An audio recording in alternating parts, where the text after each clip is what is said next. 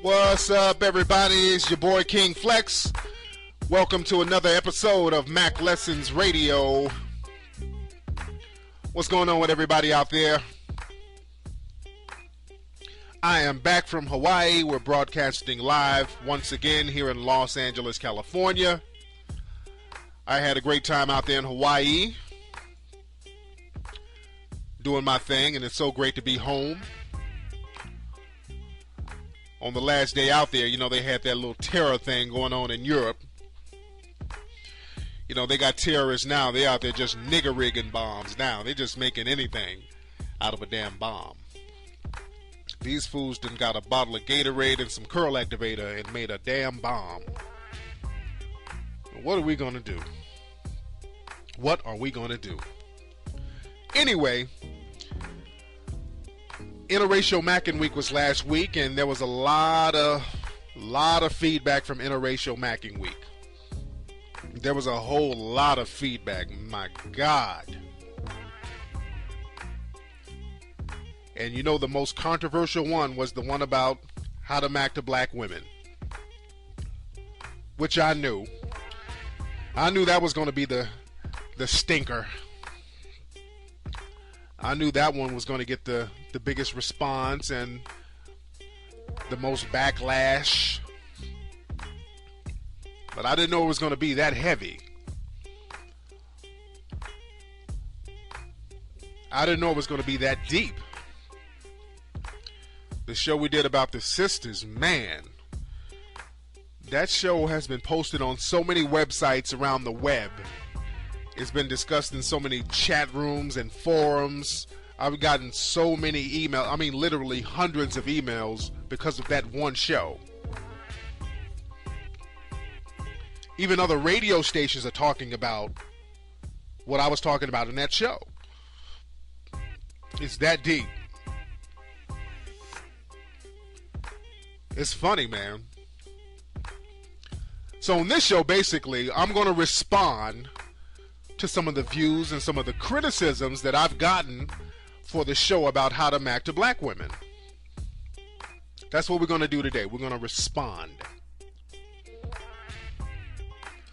Now, a lot of people were saying that I was hard on the sisters. I don't think I was hard on the sisters. Actually, I talked about the sisters equally as I did the other races. I think I was more harder on Latina girls and even the Asian girls. But the one I did about the sisters, people lost their damn minds. The thing is, man, there's a section in the black female community, and not all, but there's a section in the black female community that feels like they just can't be criticized for nothing. Like their shit just don't stink. I'm here to tell you, if it stinks, I'm going to let you know it stinks. And if you need to come correct, I'm going to let you know that you need to come correct.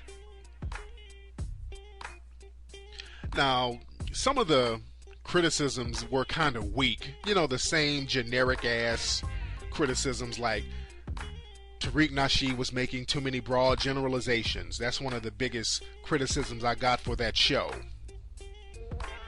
Well, guess what? It's a radio show. I'm talking to a general audience. So naturally, generalizations are going to be made. I'm not talking about anybody in particular.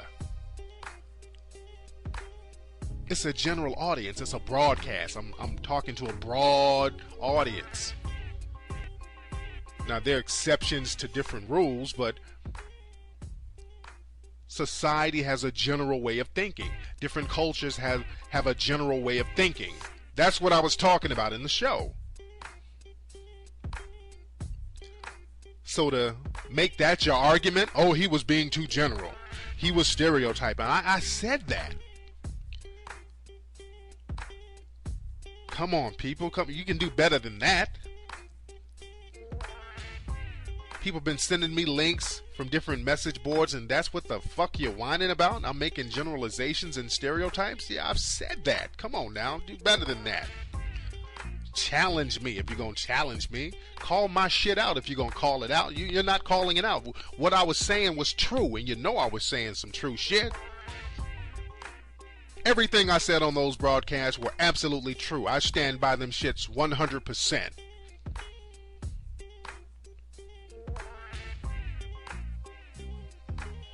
And if you don't like it, tough titty. I've been reading some of the stuff on these different message boards. Also, what's funny, I've been getting a few greasy response from guys. And that's the thing that kills me about the game. You try to lace cats with the game, and you have all these little save-a-hoe, simp-ass cats out there who try to gain brownie points with women by brown-nosing, by becoming honorary women. Guess what, fellas? That don't work. She's looking at you as the simp you are. But all my real players out there, real cats who respect the game, those real hustlers, they knew what's up. They gave mad props to the whole segment. And I give a shout out to those guys who recognize real game. You dig? What are some of the other criticisms I got? Some of the criticisms were, was I being sarcastic? Was it a joke? I've heard those rumblings on a few boards. A lot of the stuff I say, sometimes it might have a comedic overtone. I might throw in humorous anecdotes. I might throw in a little satire, but the shit is all real. The stuff I spit is real. It's not a joke. You know what the joke is when I travel around the country and I see you dudes with these raggedy, overweight, sassy broads. That's the goddamn joke. Because how I roll is not a joke. I'm kicking the real stuff. My stuff has been tried and proven. The game that I'm spitting. Tell them, Spirit of Truth. That's right. The stuff I'm saying is tried and proven. See, I've been writing books for like 6 years. So when you write books about Mackin and Player Be Played and dating and relationships, especially from a black male perspective, you have to make sure that your shit is Trump tight, because people are going to always try to find holes in your game. And I'm prepared for that. That's why my game is Trump tight. There are no holes in it. That's why nobody can really successfully challenge me on what I say. The shit I say is that fly. I'm flowing straight from the survival scrolls, as the Spirit of Truth will say. My stuff is tried and proven. I've been spitting this game for years. It's been tried, proven, tested over and over again. My whole writing career, people have been trying to poke holes in the game and find holes. You can't find none. So you reduce yourself to little bullshit arguments like, oh, he's making generalizations. Instead of, oh, this nigga said some shit that was totally incorrect.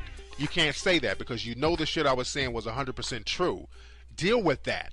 Don't be afraid of the truth. In the black female community, you have sisters who have themselves together, but then you have a section of sisters who need to step their shit up. And a lot of black male public figures are afraid to say this publicly. A lot of people in the public eye are very particular and very careful not to offend the black female audience. I even said on one of my shows when I got the book deal to do Player Be Played, the publisher was going to give me a lot more money to write a book telling black women what they wanted to hear. And this was the publisher's exact words. Tariq, we need you to write a book telling these sisters what they need to hear. That was their exact fucking words. To me, that would do you an injustice. Don't be afraid of a little game, sisters. Somebody try to lace you with something, some productive shit, they're not hating on you. I'm trying to lace you with some shit that's going to help you. And actually, the show was geared towards guys, but I make my stuff available to women too. I make my game available for everybody. You can learn some stuff from it too. Stop spitting a little cliche bullshit. Oh, he's bitter. He don't like black women. Wah, wah, wah. The same cliche bullshit. You can be criticized too if your shit ain't right. In the show that I did about black women, I talked about the positive attributes of black women. I talked about the negative. That's real dialogue. But people kind of overlooked the positive, and they kind of made the show seem like I was just bashing sisters, which it was not. I made constructive criticisms. If your shit ain't right, you can be called out. Now, all sisters don't think like this, but there are a lot of sisters who do. And what's funny is that black men, we have to hear so much bullshit coming from the black female community and so much criticism on a regular basis with no positive reinforcements. We have to hear brothers ain't shit. We got to look at all these shows. Brothers ain't paying child support. Brothers ain't doing this. We got to listen to y'all on Wendy Williams bullshit about every black man is doing this and he's scandalous this and he's fucking this bitch and he got AIDS and he's gay. And then we gotta hear shit coming from sisters about every black man is on the DL, and we gotta be inundated with this bullshit. And the minute a brother criticizes some of your shit, all hell breaks loose. You can be criticized too. For the sisters who are complaining. Now, the sisters who are up on game, the intelligent ones, they know what's up. Those are the women who buy my books. They know the game. They can understand the criticism, and what I say doesn't really bother them because their shit is together. The ones who don't have their shit right, these are the ones who are whining and hollering and trying to argue semantics. You dig what I'm saying? And as the Spirit of Truth will say, I don't give a fuck what you think, bitch. Say it one more time. I don't give a fuck what you think, bitch. You dig?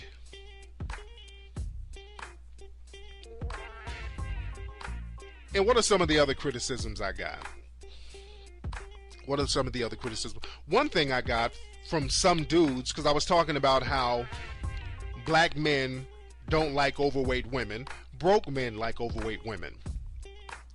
And I got some responses from guys saying, well, you know, Tariq, if I had a lot of money, I'll still date them thick girls. Bullshit.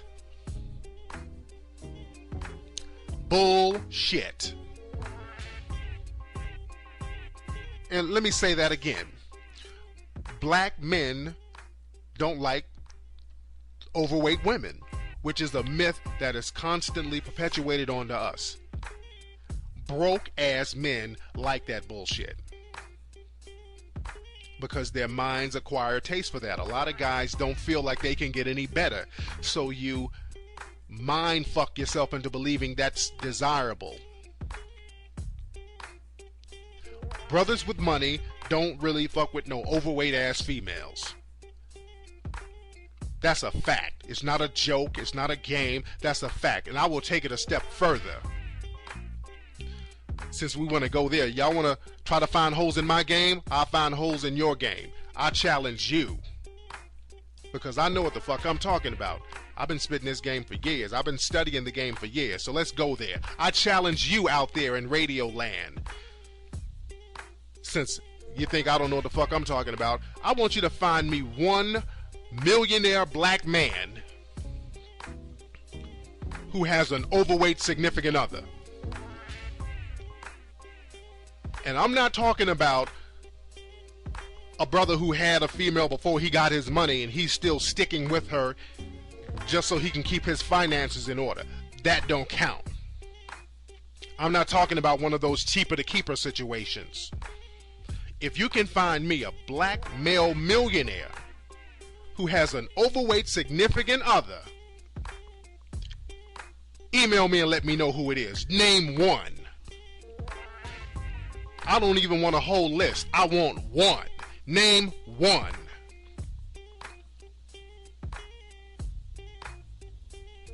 Because I prove my point, prove your point. Broke men like overweight women. When a brother gets him some paper, he ain't dating no overweight woman no more. Because he has the option to choose better women. Better women will be attracted to him. That's a fact. You can get mad at me if you want to, but that's a fact. If you can name somebody who's dating an overweight chick, I'll shut the fuck up about it. Prove me wrong. I challenge you. You don't see none of those millionaire brothers with no little weeble wobble ass female on their arm at the Soul Train Awards, at the Essence Awards, at the Lady of Soul Awards. All those rich brothers have dimes on their arms. And the only exception, again, are guys who were married to these women before they had money, and they keep the women around just so they can keep their finances in order. Because sometimes they can be financially ruined if they try to leave one of these broads. Or not just financially ruined, they just have to give up a lot of their fortune. For example, Keenen Ivory Wayans. And his wife isn't overweight. She was a nice looking chick. But the point is about the finances. Keenen Ivory Wayans, he's getting a divorce right now. This nigga's wife is taking his ass to the cleaners. I mean, to the cleaners. She's getting a grip. Keenan's wife is getting like half of all the money he makes from his production companies, all of his future work, plus child support. So she's going to be making more money than he is on his projects. This is why certain dudes will stick with that female who was with them a long time ago. You dig? Anyway, but a lot of criticism about the show, which was unwarranted. There was a lot of criticism about the show that was unwarranted, and if you want to challenge me, but don't give me the little cliche answers, the little cliche questions and remarks about I don't like sisters. I love sisters. In the show, I even said I prefer sisters. I'm not going to kiss nobody's ass. I'm not in the ass kissing game. I'm not in the business of telling black women what they want to hear. I don't do that shit. You got Iyanla Van Zandt. You dig what I'm saying? You got all these little brown-nosing authors to do that for you. I don't do that. I'm not in the bullshit business. I'm going to keep it real. The brothers can respect real game. Women, you need to respect real game. I'm critical of a lot of the brothers out there. But real brothers can respect that. They can respect a dude being real with them. I'm not going to tell them niggas what they want to hear, and I'm not going to tell you what you want to hear. If what you're doing is not correct, some sisters have to step it up. This is what brothers are saying. Brothers are saying this. It's not just me. Do y'all know how many books I sold? I've sold hundreds of thousands of goddamn books. I've sold a lot of books. Who do you think are buying these books? Brothers who want to peep game. Brothers who are having problems.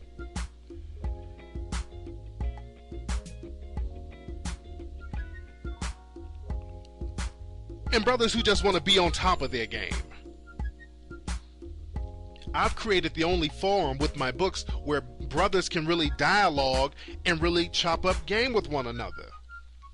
We have this thing with square black guys, and I say square because the hustlers know the game. Square niggas always talking this shit about, I don't need no book to learn no game.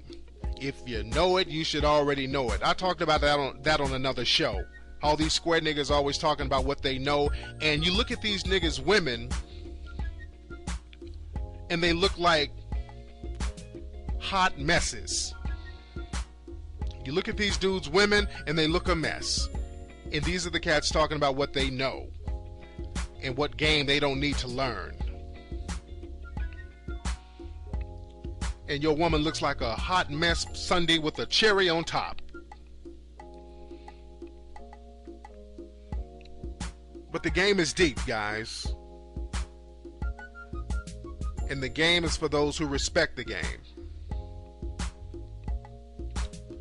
And again, sisters,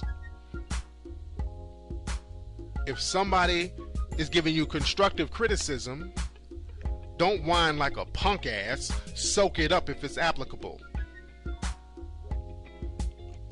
Cut it out with the little infantile comments about making generalizations. Oh, that's not me. I wasn't raised like that. Grow up. And what I say is not a joke. For people who think that this is comedy, that this is a game, this is not a joke. This is real talk. Because again, I've seen what some of you cats are dating. Women, I've seen what some of these niggas are looking like you're dating. Some of these raggedy, wannabe thug ass niggas that you guys are laying up with, ladies. That shit is a joke. Step it up. Step up your dating choices. I'm gonna do a whole show about sisters. I think I'm gonna do a whole show, a whole segment, like I did with Interracial Macking Week. I think I'm gonna do like a whole section, a whole segment for sisters about stepping their game up.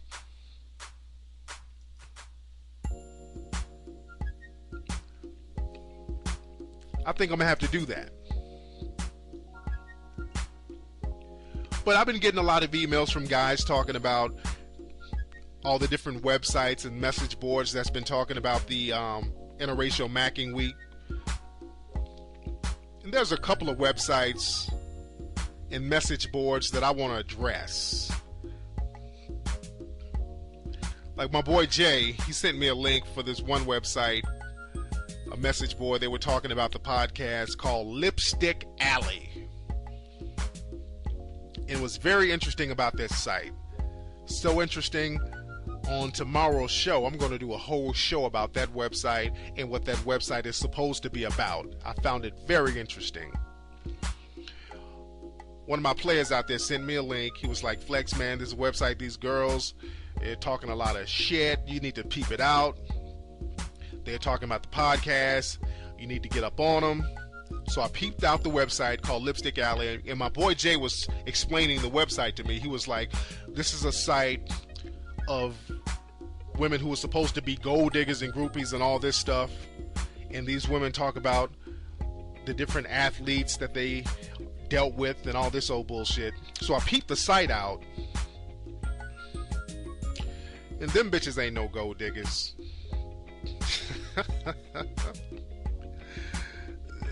Those women are not gold diggers by a long shot. Those are wannabe gold diggers. And we're going to talk about that on tomorrow's show. We're going to do a whole show about wannabe ass gold diggers. And we're going to talk about this little bullshit message board. Because even in my book, The Art of Mackin, if you guys read The Art of Mackin, I talk about gold diggers and how I actually respect real gold diggers. I have the utmost respect for a real female who's doing some real gold digging, because a hustler recognizes another hustler. Game respects game. If you're getting your money like that, I respect that. But we have a whole subculture of wannabe gold diggers out there, and all these women are doing is fucking the game up. So we're going to do a show about that tomorrow. That's going to be on tomorrow's show. We're going to break the game down. It's that deep. Excuse me. My voice is still kind of gone because I'm on Hawaii time. That's 3 hours from behind LA time. So my mind and body is still jet lagged, and I still got pineapple juice on me. But I'm here. And I'm flowing straight from the survival scrolls. But yeah, that's going to be tomorrow's show. We're going to talk about the wannabe gold diggers and the women out there who's messing up the game. There's a whole bunch of stuff I'm going to talk about this week. Just based on the Interracial Macking show, the last show, the show about how to mack the sisters. There's a lot of stuff that we need to dialogue about in the black community, and we're going to talk about a lot of that this week. Because there's a lot of little out-of-pocket stuff that's going on, and a lot of black people, we're still in the position where we don't like talking about shit. We like to have open secrets. We like to bullshit. We like to talk about semantics. We're afraid to talk about the truth. And I'm just not in the bullshit business.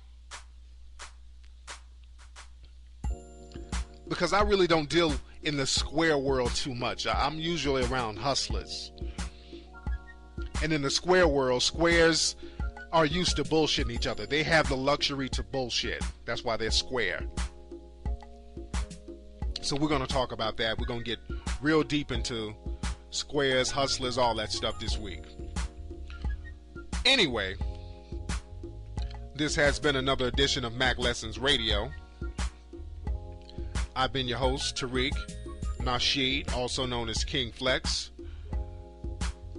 I want everybody to check out myspace.com/Tariq_Nasheed. If you have any questions, if you want to chop up game, you want to holler at me, you can go there.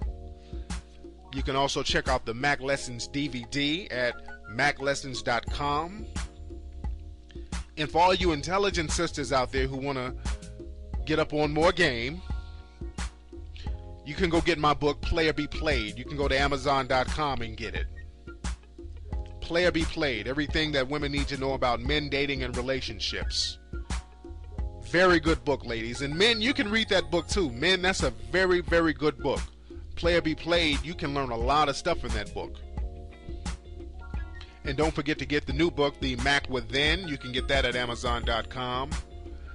And don't forget to get the classic, The Art of Mackin. You feel me? Anyway, I'll talk to you guys tomorrow. King Flex signing off. Holla.